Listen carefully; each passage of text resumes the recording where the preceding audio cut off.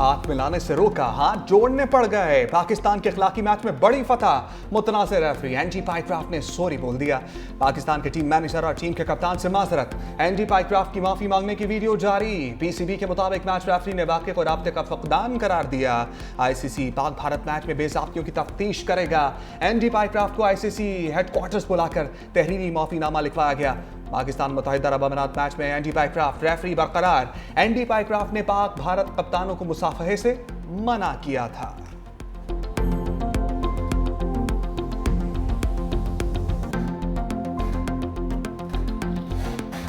Match referee के ऊपर काफ़ी ज़्यादा एतराज़ था। थोड़ी देर पहले मैच रेफरी ने हमारे टीम मैनेजर, टीम कैप्टन और हेड कोच से माजरत की है। उन्होंने ये भी कहा है कि ऐसा वाक़या नहीं होना चाहिए था।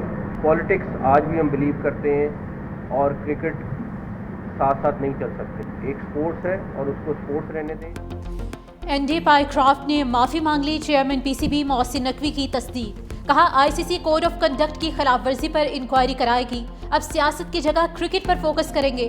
जो भी कमजोरियां होंगी उसको दूर करेंगे। नजम सेठी बोले, भारत ने सियासत खेली, हमने नहीं खेली। स्पोर्ट्स में सियासत नहीं होनी चाहिए। रमीज राजा ने कहा कि जज्बाती फैसले करते तो क्रिकेट को नुकसान होता। अब बात क्रिकेट टीम की परफॉर्मेंस पर होनी चाहिए। आईसीसी इंक्वायरी होगी तो ऐसा वाकया दोबारा नहीं होगा।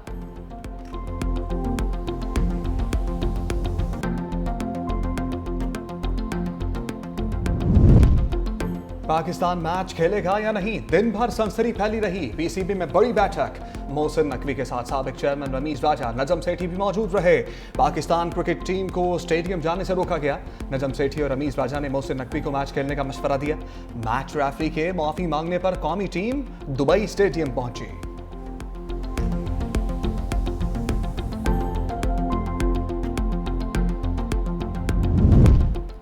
खेल फिर जम गया। एशिया कप में पाकिस्तान की मुत्तहिदा अरब अमीरात की दावत पर बैटिंग। साइम अयूब एक बार फिर परफॉर्मेंस देने में नाकाम रहे। बगैर कोई रन बनाए पवेलियन लौट गए।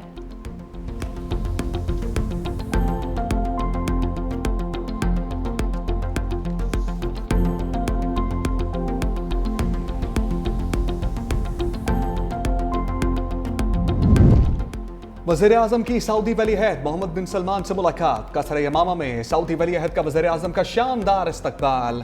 सऊदी नेशनल गार्ड्स ने वज़ीर आज़म शहबाज शरीफ को सलामी पेश की। इससे पहले वज़ीर आज़म के जहाज़ का सऊदी फ़ज़ाई हदूद में शानदार इस्तकबाल। सऊदी अरब के F-15 तैयारों ने जहाज़ को हिसार में ले लिया। किंग खालिद एयरपोर्ट पर रियाद के नायब गवर्नर मोहम्मद बिन अब्दुर्रहमान बिन अब्दुल अजीज़ का पुरतपाक खैर मकदम। पाकिस्तान में सऊदी सफ़ीर नवाफ बिन सईद अल मालिकी। सऊदी अरब आला सफारती हुकाम ने वफ़द को खुशामदीद कहा। वज़ीर आज़म को 21 तोपों की सलामी। लियाकतपुर कश्ती उलटने के वाक़े में अमवात 9 हो गई। डूबने वाली कमसिन बच्ची की लाश 8 रोज बाद मिल गई। पंजाब में सैलाब से हलाकतों की तादाद बढ़कर 112 हो गई।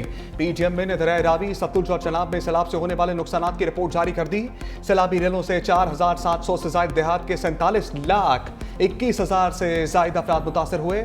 26 लाख 8,000 अफराद को महफूज मकामात पर मुंतकिल किया गया।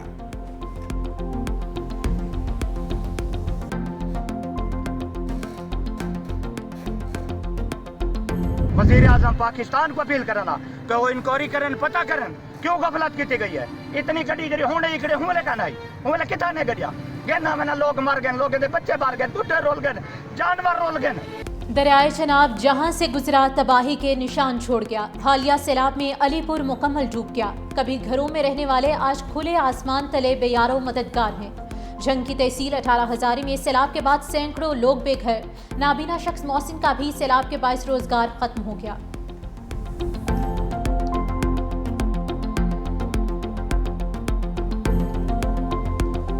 सारे मकान ढह गए जी, साड़ी 4 दीवारी ढह गई जी। निक्के निक्के बच्चे जी अखा तो माजूर हैं जी, ते सादर कोई इमदाद नहीं है जी। लिहाजा मेहरबानी करो साड़ी इमदाद की जावे जी। चेयरमैन एनटीएमए ने खतरे की घंटी बजा दी। सेनेट कायमा कमेटी को ब्रीफिंग में इनाम हैदर ने कहा आइंदा साल मानसून की शिद्दत पहले से ज्यादा होगी। पाकिस्तान में मौजूद 7,000 से ज्यादा ग्लेशियर्स तेजी से खत्म हो रहे हैं। सैलाब से अब तक 998 अफराद जाम बहक हो चुके। 3 लाख अफराद खैमों में रहने पर मजबूर हैं। कायमा कमेटी की इस्लाह मुतासरीन की फौरी मदद की हदायत। सेनेटर शहरी रहमान का मिनी बजट के बजाय आलमी इमदाद को मुतहरिक करने का मशवरा। चेयरमैन एनटीएमए ने इंकशाफ किया पैसा देने वाले ममालिक खुद मौसमियाती तब्दीलियों का शिकार हैं। वज़ीर आला पंजाब मरीम नवाज वज़ीराबाद में इलेक्ट्रिक बसेस के मंसूबे का इफ्तिताह कर दिया। तकरीब से खिताब में कहा, वज़ीराबाद के लोगों को पहली बार पब्लिक ट्रांसपोर्ट मिल रही है। गुजरावाला और वज़ीराबाद के लिए मेट्रो बस बहुत जल्द शुरू होगी। ख़वातीन, बुजुर्ग और माजूर अफराद के लिए सफ़र मुफ्त होगा। बस सर्विस में मुफ्त वाईफाई और मोबाइल चार्जिंग की सहूलत होगी।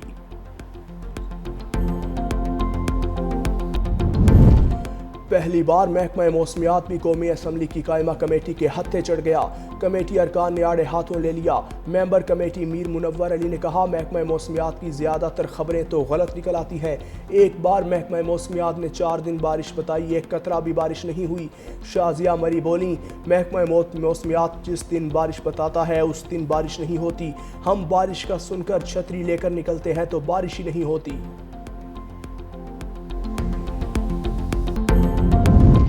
अमरीका और भारत के दरमियान तिजारती मुआहिदे की कोशिशें नाकाम। अमरीकी तिजारती वफ्द की नई दिल्ली में भारतीय वफ्द से मुलाकात। दोनों फरीकैन किसी नतीजे पर न पहुंचे। मजीद मुलाकातों पर इत्तेफाक। भारतीय वजीर तिजारत सुनील बर्तवाल ने कहा, अमरीका से कुछ मसाइल पर इत्तेफाक नहीं हो सका। रूस से तेल खरीदारी के मामले पर अमरीका का दबाव बरकरार है।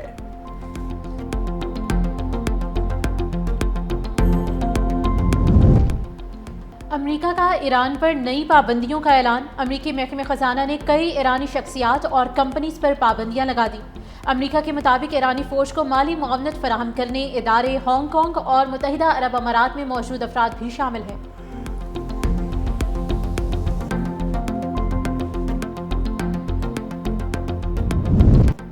इसराइली फौज की गजा शहर में ज़मीनी कार्रवाइयाँ जारी। मजीद 90 फ़लस्तीनी शहीद। इसराइली फौज गजा के वस्ती इलाकों में दाखिल। इसराइली फौज की जानिब से काबिल रिहाइश इमारतों को चुन चुन कर निशाना बनाया गया। इसराइल का यमन के साहिली शहर अल हुदैदा पर एक और फ़ज़ाई हमला। दावा किया कि अल हुदैदा की बंदरगाह ईरान से असलहे की तरसील का मरकज़ बन चुकी है। जवाबी कार्रवाई में हौसियों ने इसराइल पर बैलिस्टिक मिसाइल दाग दिए। इसराइल की ज़मीनी कार्रवाइयों पर जर्मनी और यूरोपीय यूनियन की मजम्मत। यूरोपीय कमीशन के आज होने वाले इजलास में इसराइल पर पाबंदियां मुतवक्किल। गजा के महसूर अवाम के लिए इमदाद ले जाने वाले ग्लोबल समोद फ्लोटेला पर हमला बर्दाश्त नहीं किया जाएगा। पाकिस्तान समेत 16 ममालिक ने खबरदार कर दिया। Pakistan, Bangladesh, Brazil, Colombia, Indonesia, Ireland, Libya, Qatar, जनूबी अफ्रीका, स्पेन और तुर्किया समेत 16 मुल्कों के वज़राए ख़ारजा ने कहा, इमदादी काफ़िले के ख़िलाफ़ किसी भी गैर कानूनी या पुरतशद्दुद इक़दाम को बर्दाश्त नहीं किया जाएगा। फ्लोटेला का मकसद गजा की आवाम तक इंसानी इमदाद पहुँचाना है और इस मिशन के ख़िलाफ़ कोई भी रुकावट या खिलाफ वर्जी नहीं बरती। ईरान में इसराइल के लिए जासूसी करने वाले शहरी को फांसी दे दी गई। बाबुक शहबाजी नामी शख्स ने हसास मकामात और फौजी और सिक्योरिटी इदारों से मुंसलिक मराकिज़ से मालूमात इकट्ठी की। हालिया महीनों में इसराइल के लिए जासूसी पर 9 अफराद को फांसी दी जा चुकी।